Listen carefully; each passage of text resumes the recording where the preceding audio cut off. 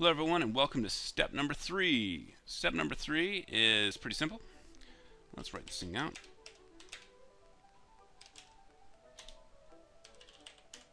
Step number 3 is basically going to be doing the cabinet part. Now this is the fun part. So we're going to kind of design and put together some cabinet applications and see how it all goes. Alright, so what we're going to do is get started here. First thing you're going to want to do is find out exactly, most likely, where your plumbing is. In this case, I'm going to draw in the plumbing, and I'm just going to shoot from the hip here, and we're going to say it's there. And let's also say it's there. Okay, now I'll get into more in-depth how you measure your plumbing. So, okay, when you're doing plumbing, you're probably going to have 3 pipes sticking off of the wall. And let me just draw some pipes sticking off of the wall here for you. There you go. There's one. Usually one in the middle. And then there's always one over here that the plumber decided to put in a really weird angle. Okay. Alright, so anyway, 3 pipes sticking off of the wall. You want to measure to the beginning of the pipes, you know, as closely as possible, and then to the end of the pipes. You always do it from one side. In this case, I'm going to do it from the left side wall. So I'm going to measure off of this wall to the beginning and then also to the end. Now, I know that these pipes have to sit inside of my cabinet. Otherwise, you're going to be doing a lot of work around trying to get this plumbing inside your cabinet. So the first thing you want to do is get a base sink cabinet, and in this case I'm just going to use a 2-door sink cabinet with no false front. Again, what I'm going to do is change my depth. That's from back to the front.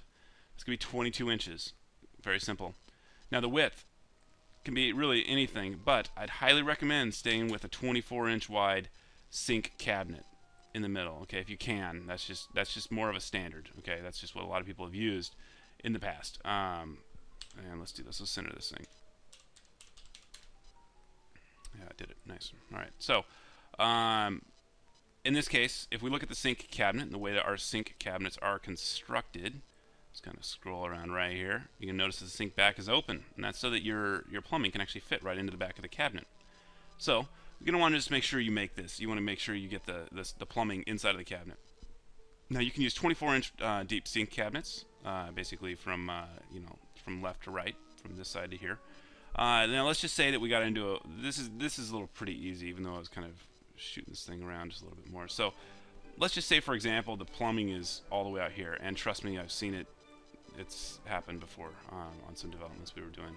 They make them really bad, but you want to keep your sink centered, so you're in a bit of a predicament here. All right, let's move this thing over to a little bit more elaborate view. All right, so there we go. Now, obviously, you can't have the plumbing sticking outside of the cabinet. The cabinet has to be there. So, in this case, and really this is the only case I would recommend doing this, you could extend the width both. Keep it centered though. Don't move your center line. You want it to be equal from here to here. But basically, what you really want to do is try to get this plumbing inside here. Now, this is 28 from left to right.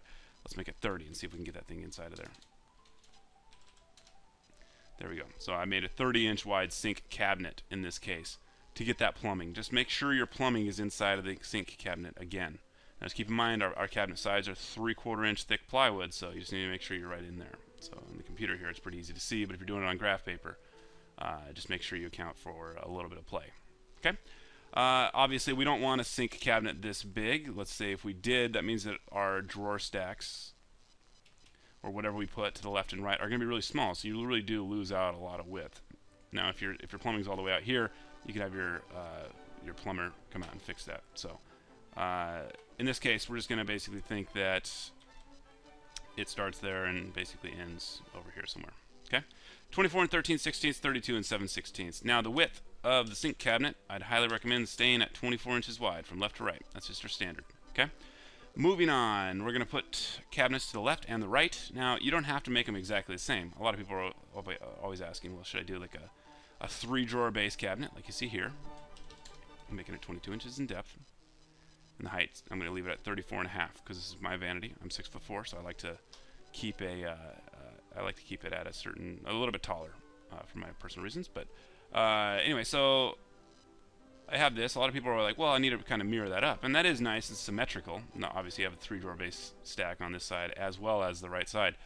Now, you don't necessarily have to do that. You could always use, let's just say you didn't want to do that. You want to use a base 1-door, 1-drawer. And you want the door hinged over here. You could do that. That's no problem. For this tutorial, though, let's just we're gonna make them symmetrical, and that just kind of makes a little bit nicer look there. All right, so that's pretty much it. Our cabinets are now on there. The biggest part we had to worry about was that plumbing. We just want to make sure the plumbing's in the back of the sink cabinet. Otherwise, you're going to run into a lot of work. And this is very easy to install base cabinet. The reason it's really easy to install is you just had your filler, you had an in panel, and you have 3 cabinets. I mean, that's pretty much it. This whole tutorial went over the entire thing. All right, so let's just fill this in, get a little bit better look at what it would look like with our actual textures here. And there you go. Real nice walnut base cabinets. You drop these things down to the floor. The cabinets are all good. Now I'm going to show you one other way of doing this, and that's basically on these, these fillers and stuff. Now you don't have to drop your filler and your in panel down to the floor. I'm going to show you a little trick here. If you want to, you can subtract 4 inches, which is our toe kick height, and I'm going to raise it up off the floor. So what I did right there, and you couldn't see that because I was actually doing it back over on the other side here, is I basically made it from the top to the bottom here. I subtracted 4 inches on the height there and made it 30.5 inches tall. So basically I took the base cabinet height, which is 34.5, and I subtracted 4 inches for the toe kick. And the nice thing about that is now you don't have to worry about, you can basically run a toe kick piece all the way to the wall, and it creates it a little bit more consistent. I'm going to do the same thing over here. So I've subtracted 4 inches from the height of my in panel. So I would now be ordering a 30.5 inch tall in panel in this case. And let's go back to our face frame view. That way it's a little bit cleaner. Alright, there we go. So basically what we've achieved here, and I will show you another perspective view to kind of show you what I did with those in panels. It's a little slow, sorry about that. There we go. So really what we've achieved now is having made it so our toe kick is exposed now all the way around. So you have a consistent toe kick, 4 inches tall, all the way around the base of the cabinet. Let's fill this in. You have a place for your sink up here on top.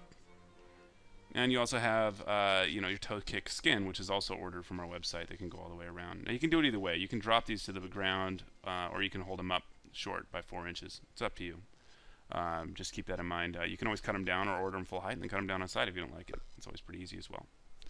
Alright, so that pretty much ends the step number 3. Step number 4, we'll just go into how to apply toe skins, and that should be pretty simple. Talk to you soon.